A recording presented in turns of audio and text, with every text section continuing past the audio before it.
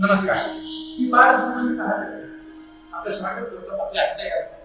तर नेत्री दोन हिरे प्रकाश पसरे अत्यंत ते सांगिले माथा शेंदूर पाजरे वरिवरी दुर्वांकुराचे तुरे माझे चित्तारे मनोरथ पुरे रे कोणी चिंता हरे गोसावी सुत वासुदेव कविरे त्या मोरे लहान मुलांपासून ते मोठ्यांपर्यंत सर्वांची लाडकी देवता म्हणजे गणपती. तर गणेशोत्सव म्हणलं की आपल्या आनंदाला काही पारावार नाही, पण नेमकी गणपती देवता कशी आहे आणि या देवतेचं महत्व काय आहे हे जाणून घेण्यासाठी आज आपण आलेलो आहोत वेद पद्म गणपती मंदिर. गणपतीबद्दल आपल्याला माहिती देतील श्री मोरेश्वर घैसाज गुरुजी. तर जाणून घेऊया गुरुजींबद्दल थोडीशी माहिती.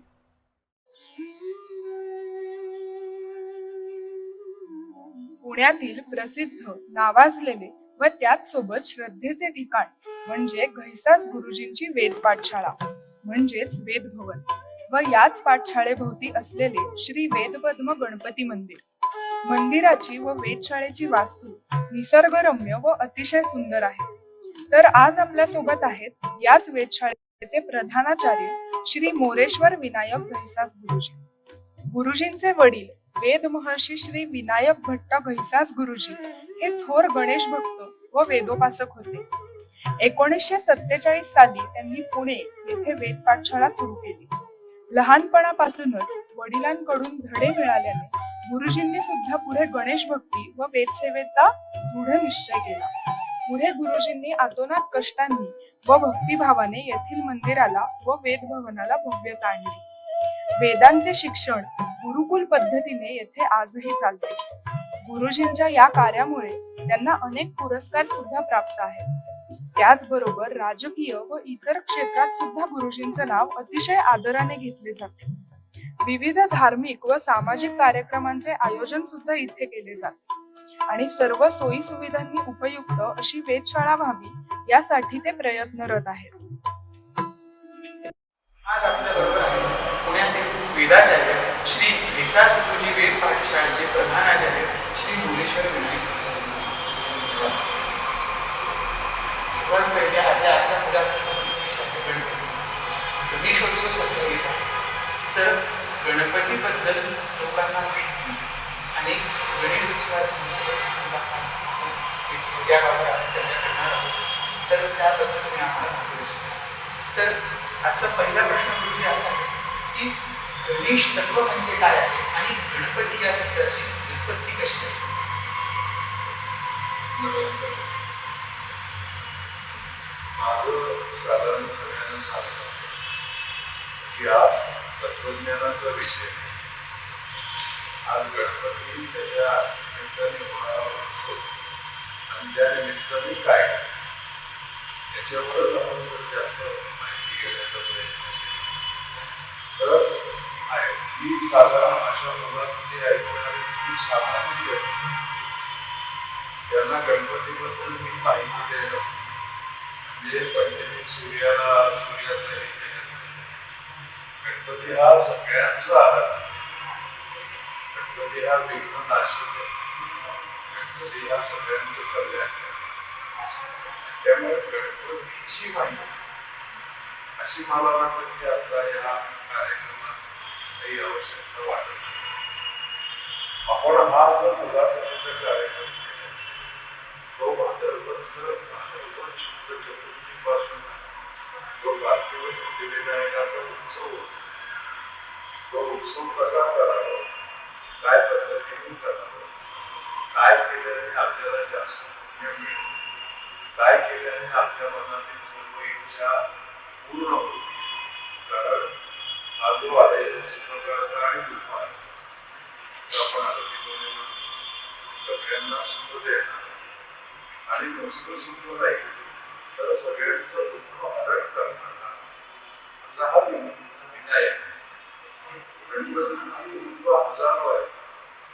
2 हातापासून जवळजवळ 18 हातापर्यंत गणपतीची ध्यान आहे. पूजा आहे, चंद्रपूजा आहे, 6 हाताचा आहे, 8 हाताचा आहे, अशी विविध रूप गणपतीची. तर या निमित्ताने आपण आज विषय चर्चेला करतो तो असा आहे की आता जो दरवर्षी येणारा भाद्रपद महिन्यातला गणेश उत्सव आपण ह्याच्यामध्ये दोन भाग करू शकतो. एक आपल्या घरातील परंपरेने येणारा जो गणपतीचा उत्सव येतो आणि दुसरा म्हणजे जो सार्वजनिकरित्या आता सध्या सगळं चालू आहे तो. तर ह्याच्यात फरक काय आहे, फरक कसा करावा, फरक कसा असू शकतो, याच्यावर आपण या निमित्ताने विचार करूया. आणि हा विचार केल्याने काय आहे की तो खरंच गणपतीची मनापासून पूजा करतो.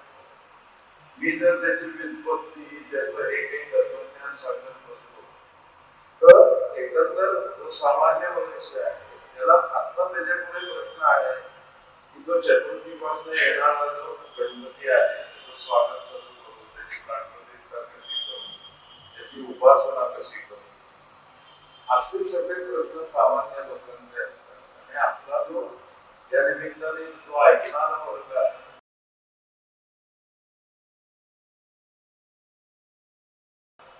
तो गणेश भक्त आहे, त्याला काहीतरी करावं असं वाटतं.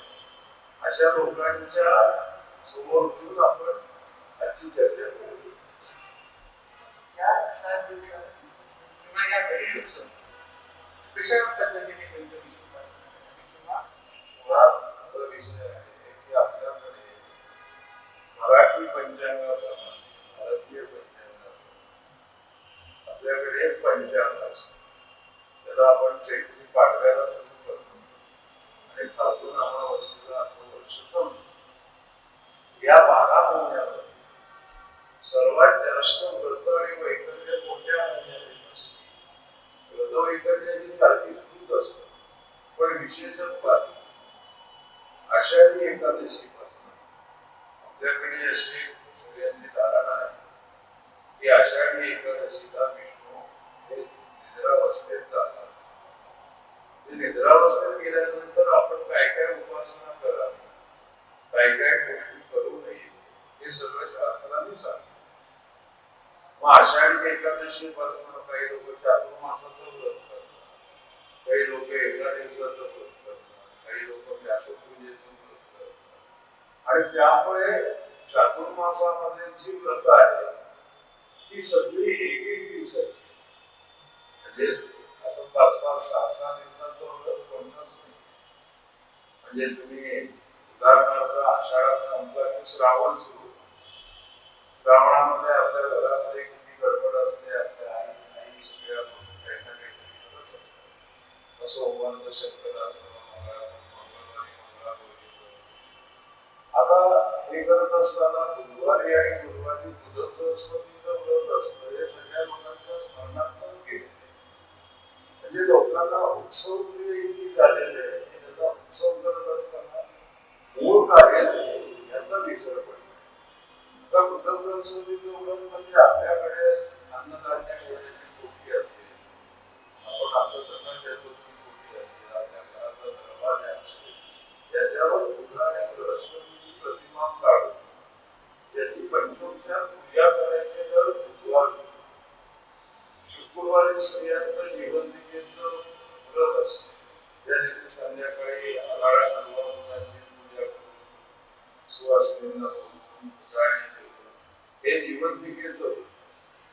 शनिवारी संपत शनिवारचं व्रत, म्हणजे मारुती लहान मुलाला मारुती समजून त्याला सकाळी न्हायला वेळ, त्याला आंघोळ घालून दुपारी त्याला पूजन करणं याला संपत शनिवार म्हणतात. हे एका दिवसाचं व्रत. रविवारचं आदित्य गणेश अशी श्रावण महिन्यामध्ये ही नित्य व्रत आहे. आणि मग काही त्याच्या अनुषंगिक घेण्यात येते. तसं भाद्रपद महिना सुरू झाला की भाद्रपदामध्ये पहिलं स्त्रियांचं व्रत असतं, ते हरतालिकेचं व्रत असतं. हरतालिकेची पूजा म्हणजे आपल्याकडे ज्या मूर्ती आहेत हरतालिका असतात, पुढे शिवलिंग असतं, त्याची आणून बायका पूजा करतात. त्याचं व्रत आहे आणि ते रात्री जागवायचे. नुसतं पूजा केली आणि केलं असेल तसं भाद्रपद शुद्ध चतुर्थीला म्हणजे ती विनायकी चतुर्थी या दिवशी पार्थिव सिद्धिविनायकाचं व्रत. पार्थिव याचा अर्थ, आता पार्थिव या शब्दाचा अर्थ सुद्धा लोकांना समजण्याचं पार्थिव याचा अर्थ मातीचा गणपती.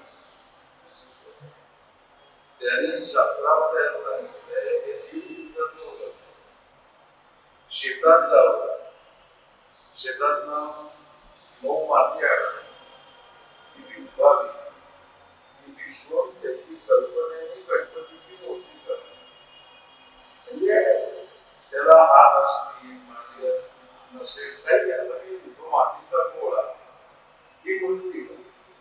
आणि हा मृत्तिकेचा गोळा तयार करून तुम्हाला शक्य असेल तर त्याला हात दाखवणं, मांडी दाखवणं, पोट दाखवणं, सोंड करणं, डोकं दाखवणं, हा सगळा विषय एक प्रकार आहे. पण तो नाही केला तरी ते परत होत नाही असं नाही. आणि म्हणून अशी माती आहे 2 दिवस आधी ती भिजवावी, ती आधी 1 दिवस त्याची गोळा तयार करावा, त्याला आपल्या ज्ञानाप्रमाणे सगळे अवयव करावे. आणि मध्यान्ह चतुर्थी, मध्यान्ह चतुर्थी जी असते ती त्या दिवशी सूर्योदयापासून मध्यान्हापर्यंत त्याला जसा वेळ असेल या तिथेच्या मूर्तीची प्राणप्रतिष्ठा करावी.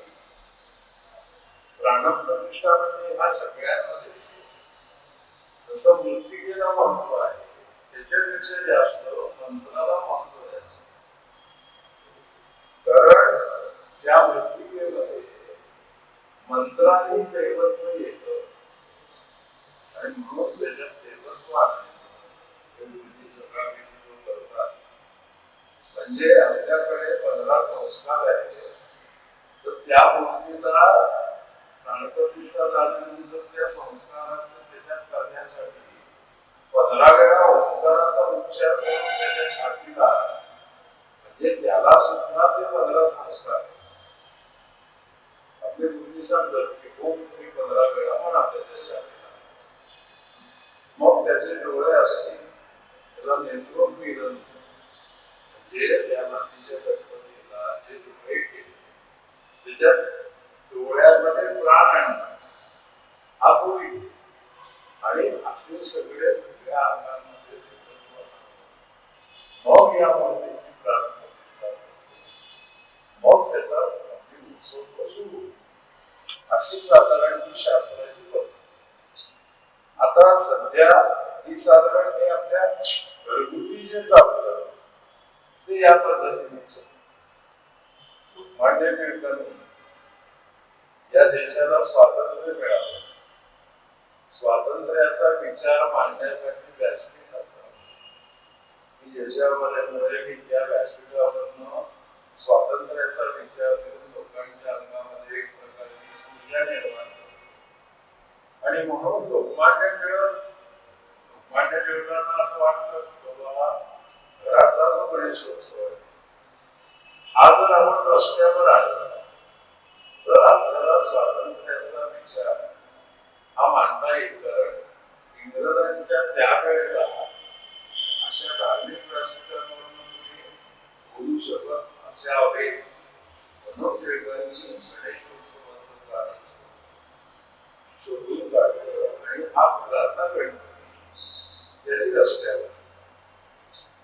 आणि मग त्यावेळेचा त्यांचा उद्देश काय होता?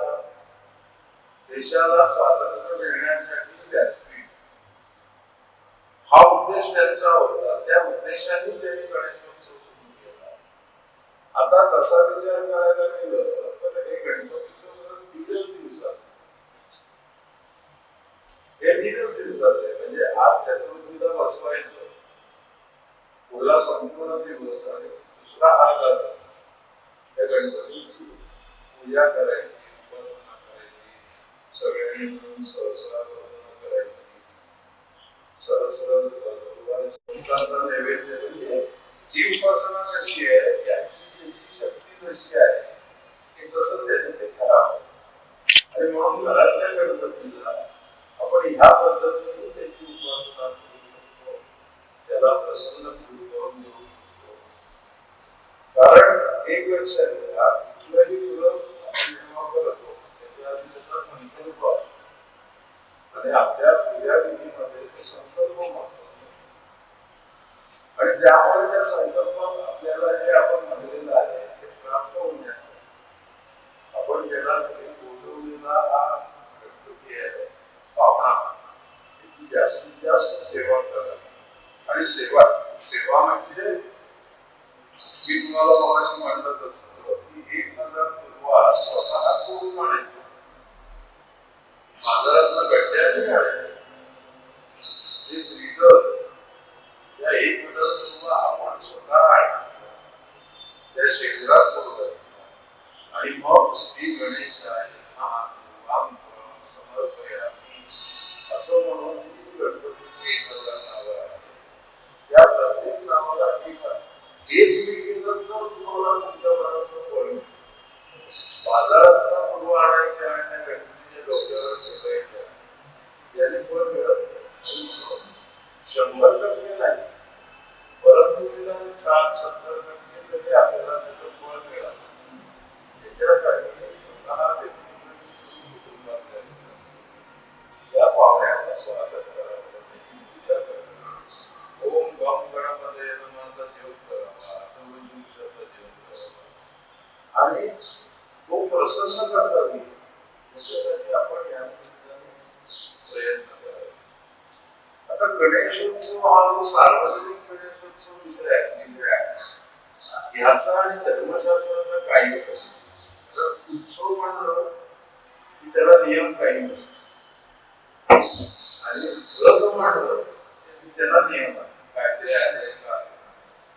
आणि त्यामुळे आताचा गणेशोत्सव जो चालू आहे ह्याचा उपासना किंवा गणपतीची आपण त्याची कृपादृष्टी मिळवावी याच्या जवळपास आहे की नाही अशी मनामध्ये शंका आहे. वास्तविक आपल्या घरामध्ये परंपरेवर काही ठिकाणी 1.5 दिवसांनी गणपती विसर्जित करतो, काही ठिकाणी 5 दिवसांनी विसर्जित, काहीकडे गौरी वेगळ्या जातात, गणपती वेगळे जातात, 7 दिवसांनी. आता हे सर्व करत असताना ह्या सुद्धा परंपरा आहेत. काही कारणाने आपल्या काही घरात आपल्या घरात अशा घटना घडतात की ते त्या दिवशी गणपती विसर्जन होऊ शकत नाही. मग ते असं होतं की आता पुढल्या वर्षीपासून आपण 5 दिवसांनी गणपती विसर्जन करायचं. पण याच्यामध्ये काही गोष्टी अशा असतात ते असेल तर ते आणि म्हणून घरचा गणपती हा परंपरेनुसार त्या ठिकाणी आपल्याला आपल्या कुटुंबासाठी गणपतीची आराधना करणं, गणपतीची पूजा करणं, गणपतीची उपासना करणं ह्याला प्राधान्य मिळू शकतं. पण उत्सव गणेशोत्सव म्हणून म्हणतात त्याच्यामध्ये याचा काही संबंध नसतो. म्हणजे तो गणपती मनपात ठेवतात, प्रत्यक्ष तिथं स्पीकरवर भरतच काहीतरी सुरू असतं. म्हणजे स्वतःला मिळवणं हा सुद्धा उद्देश असल्या पाहिजे. अगदी लेखक आणि त्यामुळे उत्सव आणि व्रत या दोघांमध्ये मोठा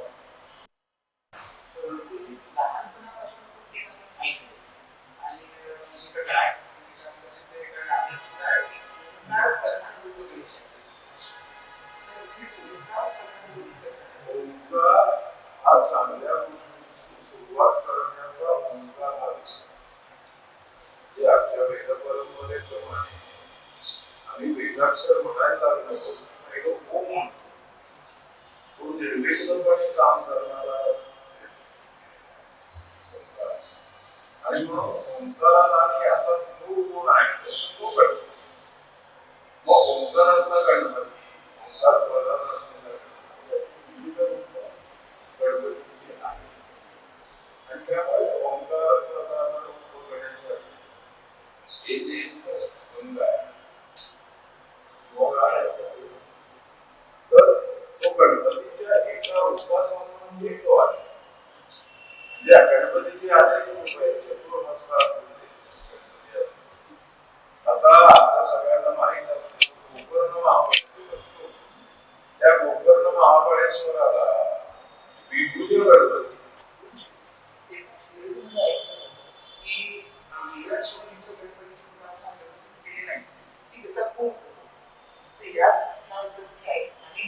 सप्तशृंगीची गणपती दिव्या सोनेची गणपती यात नेमकं फरक काय? पहिलं ते तुम्हाला खुलासा करतो, सिनेमा आणि सिरियल या खोट्या असतात. त्यामुळे सिनेमा आणि सिरियल हा विषय खरा नसतो. त्यामुळे गणपतीची ध्यानं जी सांगितली त्याच्यात त्याची सोन जेव्हा खाली येते तेव्हा ती पहिली उजव्या बाजूला वळते, त्याला उजव्या सोडण्याचा म्हणायचा. तिचं वळण डाव्या बाजूला आलं की डाव्या उजव्या सोडण्याचा गणपती हा डाव्या सोडण्यापेक्षा त्वरित फळ देतो. म्हणजे कुठलंही आपल्या मनातलं संकल्प इच्छा पूर्ण करण्यासाठी उजव्या सोडण्याची केलेली पूजा, उजव्या सोडण्याची केलेली उपासना ही फळ देते. आता कुठलीही गोष्ट म्हणजे अगदी तुमच्या लौकिक जीवनात झेरॉक्स मशीनचं जरी घेतलं तरी फुटपाथवरती काढलेली झेरॉक्स आणि एका चांगल्या कंपनीत काढलेली झेरॉक्स याच्यात जसा फरक असतो तसं कुठलीही उपासना करत असताना त्याचे नियम पाळून जर उपासना तर त्याचं फळ आपल्याला मिळतं. उजव्या सोडण्याची तुम्ही पूजा केली समजा आणि तुमचं उपासना नाही पण तुमचं आकलन निश्चित होणार. तुमच्या मनामध्ये जे फळ आहे ते 50%च मिळेल, 50% नाही मिळेल. पण जसं आयुर्वेदाचं आहे, आयुर्वेदाचं औषध घेतल्यानंतर उपाय नाही होणार पण अपायही नाही. तसं अलोपॅथीचं आहे का? मग तसंच देवदेवतांमध्ये सुद्धा तसं आहे. उजव्या सोडण्याचा गणपती हा फळ देणारा आहे. विविध ग्रंथांमध्ये उजव्या सोडण्याच्या बद्दल त्यांनी माहिती दिलेली आहे. पण आपल्या सर्वसामान्यांसाठी डाव्या हाताला वळलेला सोन्याची वळणे पाहिजे तो गणपती त्याची पूजा करावी. त्याचे नियम फार आहेत, त्या नियमही फार आहेत. परंतु असा एका पद्धतीने असे हे केलं गेले की उजव्या सोडण्याचं कोपेश्वर वगैरे काही नसतं, तो फळ कमी देईल. पण असं काहीच नसतं की तो फार रागवतो. मुळात कुठल्याही देवाला रागवायचा अधिकारच नाही. कधीच भक्तांवर कधीच रागवत नाही. कारण शेवटी काय आहे, माणूस आणि परमेश्वर यांचा जर विचार करायला गेला तर तो चुकतो तो माणूस आणि जो चुकत नाही तो परमेश्वर. मग इतकं मनामध्ये फरक असल्यानंतर ती देवता कोपेल ही देवता राहील असं काही नाही. आपल्या मनाला जे वाटतं की मी याची उपासना करणार आहे, मग तो उजव्या सोन्याचा असो डाव्या सोन्याचा असो, पत्रम पुष्पम फलम तोय. माझ्यापाशी पत्र पुष्प फळ एवढंच आहे, त्याने पूजा करा, तुम्हाला नक्की. त्यामुळे अशी मनामध्ये कोणीही भीती आणू नये. उजव्या सोन्याचं पातळ असतं आणि डाव्या सोन्याचं काही नसतं. त्याचे नियम पाळून त्याची उपासना त्याची पूजा करावी असं तो विषय आहे.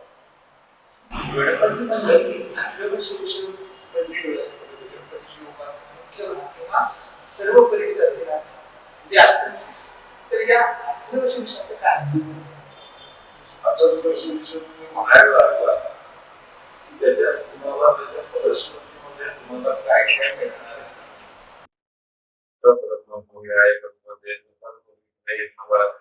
म्हणजे तुमच्या नित्य जीवनामध्ये ज्या काही गोष्टी घडणार त्या सुपर घडतात, त्यांचं काळजी आणि म्हणून आपण पण वैदिक परंपरेमध्ये ऋग्वेदातलं ब्रह्मणच ते सर्वात प्रभावी गणेश उपासना अथर्वशीर्षाचे सध्याच्या काळात म्हणजे या रेकॉर्डिंगमुळे वगैरे ते इतकं प्रसिद्ध झाले आणि एक लक्षात ठेवा, वेदाक्षर हे जर आपल्याला फळ पाहिजे असेल तर ते गुरुकडनं शिकल्याशिवाय आपल्याला ते फळ मिळत नाही. ईडी आहे तो अथर्वशीर्ष शिकला तर त्याचं फळ मिळत नाही. कारण गुरुकडनं जेव्हा तुम्हाला एखादी गोष्ट प्राप्त होते त्यावेळेला गुरुचं जे पुण्य असतं त्या पुण्यासह तुम्हाला ते संग्रहित करते आणि म्हणून त्या गोष्टीचं फळ. आता तुम्ही संगीताच्या बाबतीत जर विचार केला, गणपती हा सुद्धा संगीताचे आराध्य देवत आहे, शास्त्रीय संगीत. आता तुम्ही गुरुकडनं गाणं सांगा तर मेघमाला म्हणलं तर पाऊस पडतो. तुम्ही स्थिती ऐकून जर मेघमाला म्हणा टेम्पल सुद्धा पाणी पडणार. त्याचं कारण गुरु परंपरा या सगळ्यामध्ये आणि त्यामुळे आता 99% लोक जे आता म्हणतात हे सीडीवरच ऐकून आणि मग त्यामुळे त्यांना जे वाटतं ते त्याच्यात बदल करतात. शब्दात वेदामध्ये शब्दामध्ये बदल होत नाही. ते अथर्वशीर्ष सुद्धा वेदच आहे आणि त्यामुळे कोणी एक शब्द घालतो कोणी दुसरा शब्द घालतो. त्याचं कारण गुरुकडनं आल्यामुळे अज्ञानाने मला वाटतं ते बरोबर आहे असं वाटतं तेव्हा गोंधळ निर्माण. आणि मग ते कसं म्हणलं तर त्याचं फळ मिळत नाही. आणि म्हणून वेद वाङ्मयामध्ये जे ब्रह्मास्त्र विषय ते गुरुजींना बघून म्हणलं होतं तर त्याचं फळ हे त्याच्यापेक्षा आहे. आणि मग आता एखाद्याला गणपतीशी अथर्वशीर्ष नसते ब्रह्मणमध्ये शिकता येत नसते. त्यांनी एक यती होते नारायणानंद कीर्तन त्याचे गाणपत्य होते त्यांना गणपतीने 15 रूपाने एक मंत्र दिला. तो आपण येत आहे मंगलवृंदे विघ्नहारा विघ्ननाशना त्या मंत्राचा जे करून गणपतीला दुर्भाव करतात. ओम गणपते नमः म्हणून दुर्भाव करतात. ओम गणपते नमः असं म्हणून 16 उच्चार देऊन त्याला पूजा करतात. काही त्याच्यातनं वेगळं करत नाही उत्तमच घडत होतं. कारण आपल्याकडे जशी प्रत्यक्ष पूजा आहे तशी मानस पूजा सुद्धा सांगितली. मानस पूजा म्हणजे समोर गणपतीचं ध्यान करायचं आणि ते काही शब्द आहेत ते शब्द म्हणतात की आता तुला गंध वाला मी तुला आता दुर्वा वाला. पण ही मानस पूजा करायला हा उपासनेने केवढी घ्यायला पाहिजे. जेव्हा मला मी मानसिक केली तेव्हा मी मानस पूजा करतो. कल्पनाच करायची खायचं नाही हे येण्यासाठी ताकद लागते. तेव्हा मानस पूजा त्या पातळीवर गेलं ती गणित आहे. पण गणपतीची पूजा ओम गम गणपते नमः या पातळीवर या गणेशोत्सवाबद्दल बघितलं तेव्हा समाजात बघितलं की त्याला एक बृहत स्वरूप राहतं. म्हणजे नको त्या गोष्टी गणपती समोर घडतात. देवाचा असा मान म्हणून काहीच नाही की देवासमोर काय काही देव आपला असेल त्याच्यासमोर काही केलं चालतं. हा जो गैरसमज आहे लोकांचा तर यासाठी काय उपाय केला पाहिजे.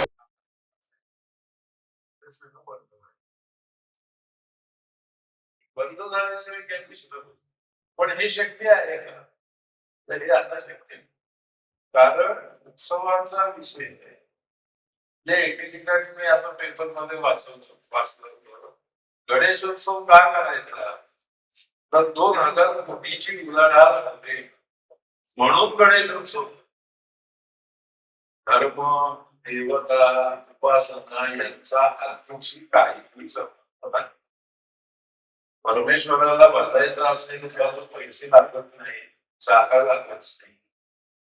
त्यामुळे उत्सवाची जी आत्ताची हे आहे स्थिती ती पाहता उलाढालीचा आर्थिक उपाशी केला जातो आणि म्हणून तिथं आर्थिक असतो तिथं देव असतो का याचा विचार आपणच प्रश्न करावा आणि आपणच आपलं उत्तर शोधावं.